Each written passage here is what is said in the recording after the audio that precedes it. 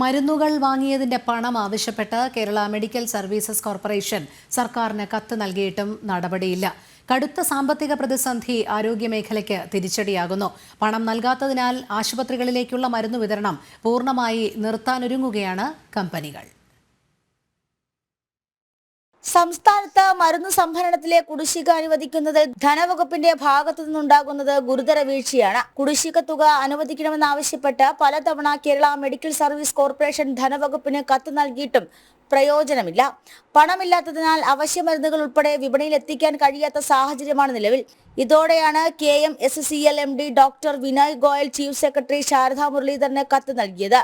മരുന്ന് കമ്പനികളുടെ കുടിശ്ശിക തീർത്തില്ലെങ്കിൽ കടുത്ത പ്രതിസന്ധി ഉണ്ടാകുമെന്ന് കത്തിൽ വ്യക്തമാക്കിയിരിക്കുന്നു.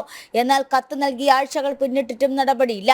ഇതോടെ ആശുപത്രികളിലേക്കുള്ള മരുന്ന് വിതരണം പൂർണ്ണമായി നിർത്താനാണ് വിതരണ കമ്പനികളുടെ തീരുമാനം. 90 കോടി കുടിശ്ശികയുള്ളതിനാൽ കോഴിക്കോട് മെഡിക്കൽ കോളേജിലേക്കുള്ള വിതരണം കഴിഞ്ഞ ദിവസം പൂർണ്ണമായി നിർത്തിയിരുന്നു. മരുന്നുക്ഷാമം സംബന്ധിച്ച വാർത്ത ജനൻ TV നൽകിയതിനെ തുടർന്ന് എല്ലാ ആശുപത്രികളിലും മരുന്നെത്തിക്കാൻ ആരോഗ്യമന്ത്രി KMSCL-ന് നിർദ്ദേശം നൽകിയിരുന്നു. തുടർന്ന് മരുന്നെത്തിക്കുകയും 116 കോടി അനുവദിക്കുകയും ചെയ്തു. എന്നാൽ കുടിശ്ശിക തുക പൂർണ്ണമായി കമ്പനികൾക്ക് നൽകിയിട്ടില്ല. 500 കോടിയിലധികം രൂപയാണ് കുടിശ്ശിക ഇനത്തിൽ മരുന്ന് കമ്പനികൾക്ക് നൽകാനുള്ളത്. സർക്കാർ ഇനിയും തുക അനുവദിച്ചില്ല എങ്കിൽ അതിരൂക്ഷമായ മരുന്നുക്ഷാമമാകും സംസ്ഥാനം നേരിടേണ്ടി വരിക. ജനം, തിരുവനന്തപുരം.